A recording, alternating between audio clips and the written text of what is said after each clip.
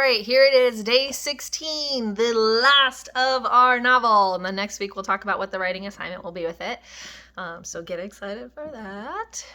Your warm-up is some vocabulary practice because next week, October the 9th, you will have your next vocabulary quiz. So there's just a little bit of that for your warm-up. Today's lesson, readers take everything they've learned from a book and consider the lessons that an author is making through the stories being told. So now we'll know everything, we'll know the end of the book, and we'll kind of be able to put it all together.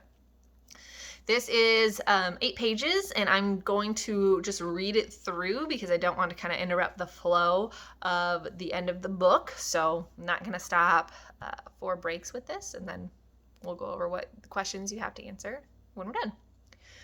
The deep green pool of the Salinas River was still in the late afternoon.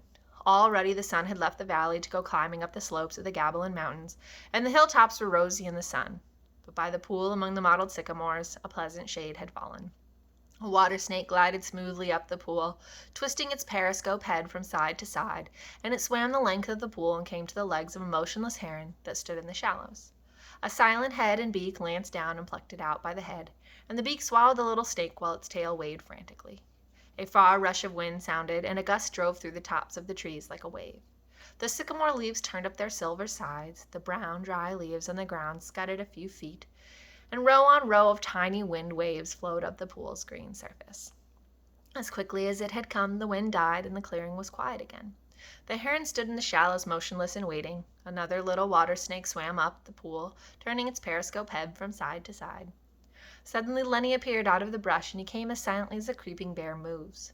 The heron pounded the air with its wings, jacked itself clear of the water, and flew off downriver. The little snake slid in among the reeds at the pool's side. Lenny came quietly to the pool's edge. He knelt down and drank, barely touching his lips to the water. When a little bird skittered over the dry leaves behind him, his head jerked up, and he strained toward the sound with his eyes and ears until he saw the bird, and then he dropped his head and drank again. When he finished, he sat down on the bank with his side to the pool so that he could watch the trail's entrance. He embraced his knees and laid his chin down on his knees. The light climbed on out of the valley, and as it went, the tops of the mountains seemed to blaze with increasing brightness. Lenny said softly, "I didn't forget you, bet, goddamn.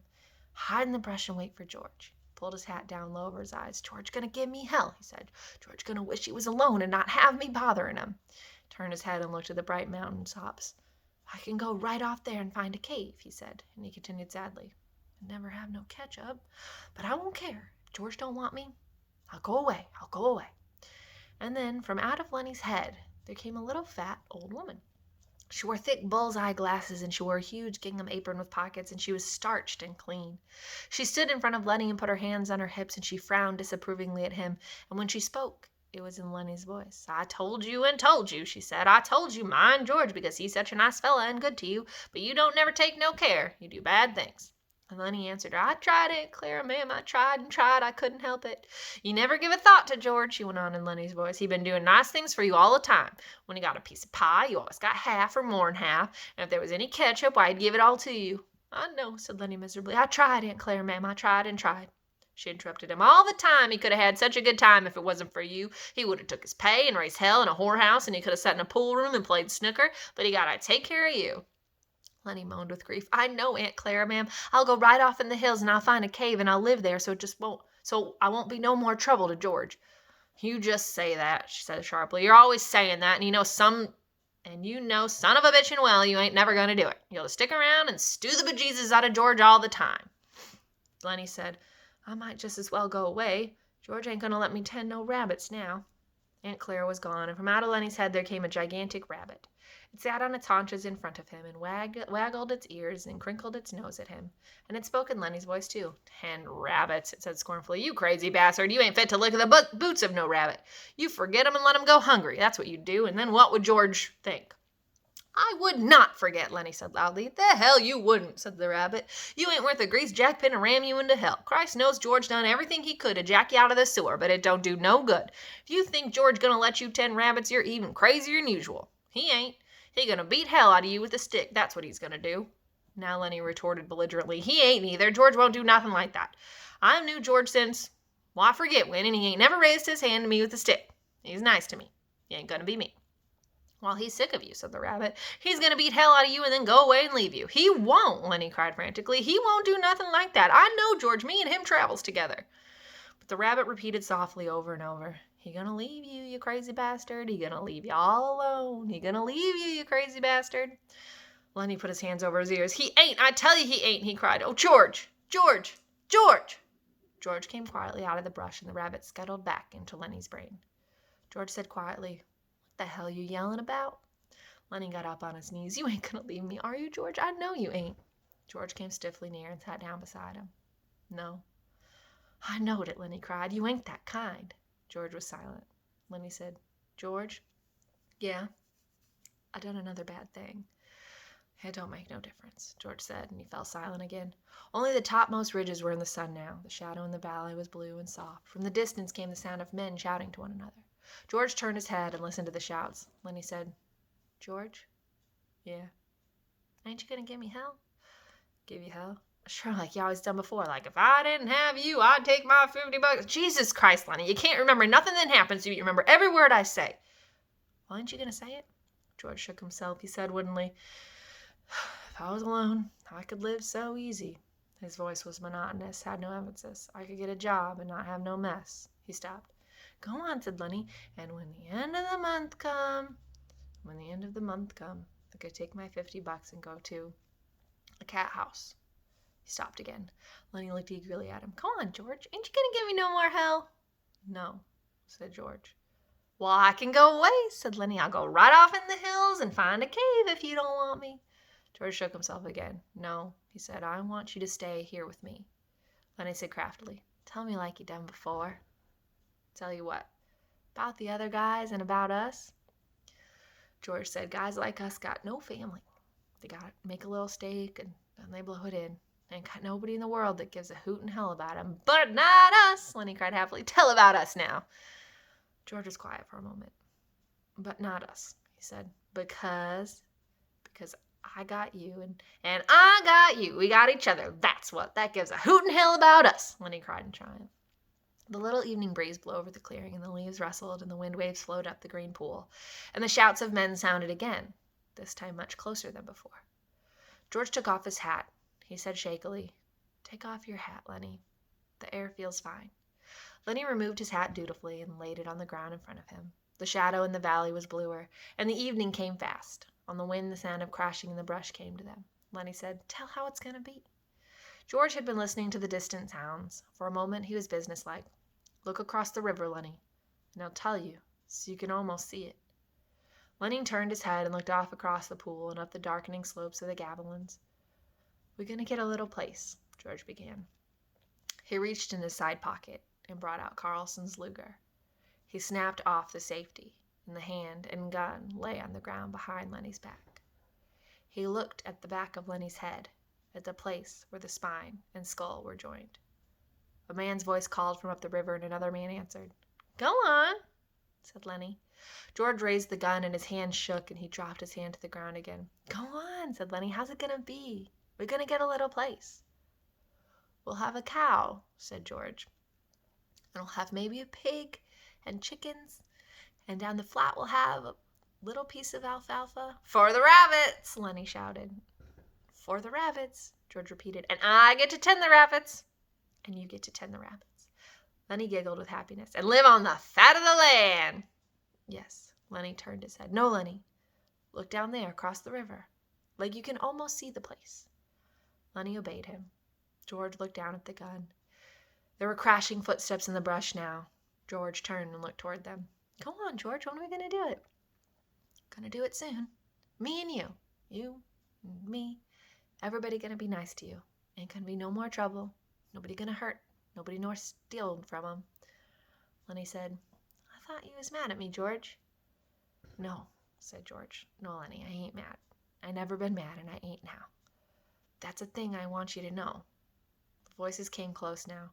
George raised the gun and listened to the voices. Lenny begged, "Let's do it now. Let's get that place now." "Sure, right now. I gotta. We gotta." And George raised the gun and steadied it, and he brought the muzzle of it close to the back of Lenny's head. The hand shook violently, but his face set, and his hand steadied. He pulled the trigger. The crash of the shot rolled up the hills and rolled down again. Lenny jarred and then settled slowly forward to the sand, and he lay without quivering. George shivered and looked at the gun, and then he threw it from him back up on the bank near the pile of old ashes. The brush seemed filled with cries and with the sound of running feet. Slim's voice shouted, "George, where are you at, George?" But George sat stiffly on the bank and looked at his right hand that had thrown the gun away. The group burst into the clearing, and Curly was ahead. He saw Lenny lying on the sand. "Got him, by God!" He went over and looked down at Lenny, and then he looked back at George. "Right in the back of the head," he said softly. Slim came directly to George and sat down beside him, sat very close to him. "Never you mind," said Slim. "I got to sometimes." But Carlson was standing over George. "How'd you do it?" he asked. "I just done it," George said tiredly. "Did he have my gun?" "Yeah, he had your gun." "And you got it away from him and you took it and you killed him?" "Yeah, that's how." George's voice was almost a whisper. He looked steadily at his right hand that had held the gun. Slim twitched George's elbow. "Come on now, George. Me and you will go and get a drink." George let himself be helped to his feet. "Yeah, a drink." Slim said, "You had it, George. I swear you had it. Come on with me." He led George into the entrance of the trail and up toward the highway. Curly and Carlson looked after them, and Carlson said, "Now what the hell you suppose is eating them two guys?" And that's the end of our book. We finished. Okay, so ultimately, a couple things we should notice. Lenny's mental issues were maybe a bit more serious than we realized. In the end, he's hallucinating his Aunt Clara and a giant rabbit that he's talking to. That was not something we realized before. And ultimately, George killed him, shot him in the back of the head.